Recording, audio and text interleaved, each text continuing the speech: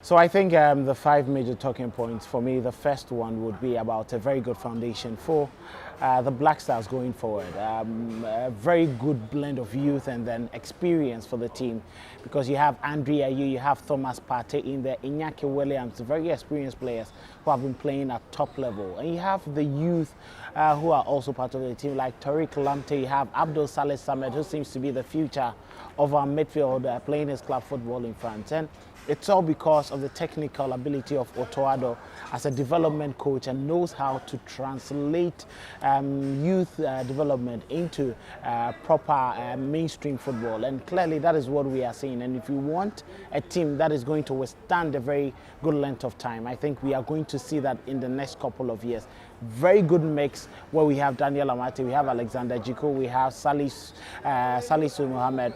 Even if Babaraman retires, you have Gideon Mensah, who is at a youthful age and can probably commit himself to the future of the team for a very long time. So that is the first major talking point. So the second major talking point is Ghana's inability to exploit the weakness of the opponent. Yesterday we saw that several times, or a couple of times, that Ghana managed to exploit the weakness of Portugal through João Cancelo's side. Ghana managed to get 2 goals, all coming from his side. So I think in the team there were players who could have caused a lot of havoc for Cancelo, and right from the first minute of the game we were too conservative. The reason why we're not attacking Portugal from that side of their defense, that is the right-hand side of their defense. There were players in Kamaldeen Suleimana, Osman Bukari, Kamal Sowa, who could have filled into those spaces to exploit that particular area. And even when we made the substitutions for Jordan Ayew to come on, I think that it could have been a more pacey player to overload that side of Portugal's defensive area to limit them from advancing. So I think that's a major issue that our technical team failed to really grasp, and gave our opponent the advantage. So going forward, our technical team should probably exploit the weakness of the opponent very well in order to get the results we want to achieve. One thing that was noticed was the importance of Captain Andre Ayew. Many think that he shouldn't have been part of this team or even having a starting berth. But at the highest level of football, you need players who have that confidence, who have seen it all, have the charisma to lead the team. And Andre Ayew showed that. His movement, his filling of the space, and inspiration to all the others. And when we needed a goal badly after Portugal took the lead, it had to come from him, and how energetic he was. The reason why, just when he was taking off movement, Ghana considered twice in a space of 2 minutes, which meant that there wasn't any leadership on the pitch at that point. It may come too soon, but he has showed that critically he's an integral part of Ghana's setup. So one major part of the game which we saw yesterday was Thomas Partey's influence on the game. Many think that he's not as influential and as impactful as he is at Arsenal for the Black Stars, and it's all because of the system he plays in.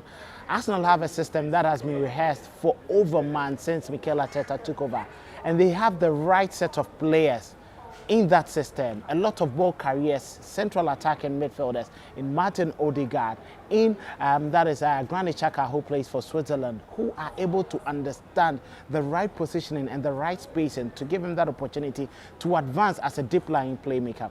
But in the Ghana Black Stars team we saw yesterday, it wasn't the same thing.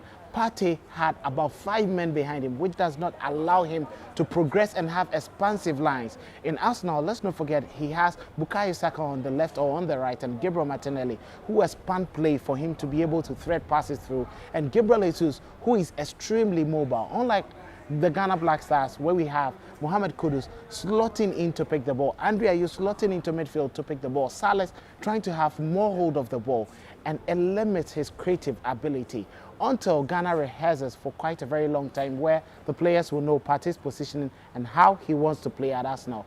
It is always going to be difficult to see him impactful at the Black Stars, just like he does for Arsenal. I think one major talking point is coaches, and proper coaches, experienced coaches, top-level coaches, elite coaches will always be the difference in any major tournament, and it clearly showed yesterday. And I am taking one particular incident from Ghana's game. Just when Andre Ayew and Mohamed Kudus combined to give Ghana the equalizer, Coach Otoado was already about to make his substitution. Probably he could have waited. For any top-level coach, he wouldn't disrupt the management of his team, especially when the opponent had been hit, and would want to quickly respond to that. It unsettled the Ghana team and gave Portugal an advantage in scoring that goal. Just go back to that Senegal game when Aliou Cisse made those substitutions. Quickly, Louis van Gaal reacted and he got the 2 goals in the latter part of the game. Moments ago, Carlos Queiroz, the Iranian coach, took advantage of Wales' inability to strengthen their team in midfield and brought on more attacking players, and he managed to get in the goals. At that critical level, top management or top level coaching, top critical and tactical decision making is important. Coach Otto Addo may be a very excellent talent scout and development coach in the world at the moment, but when it comes to game management, I think he's a bit touched off the elite level. Probably this is a learning curve for him. Together with Chris Hughton and George Boateng, they would be able to make prudent decisions going forward with Ghana's final 2 games in the group from Monday against South Korea and then later on 2nd December against Uruguay.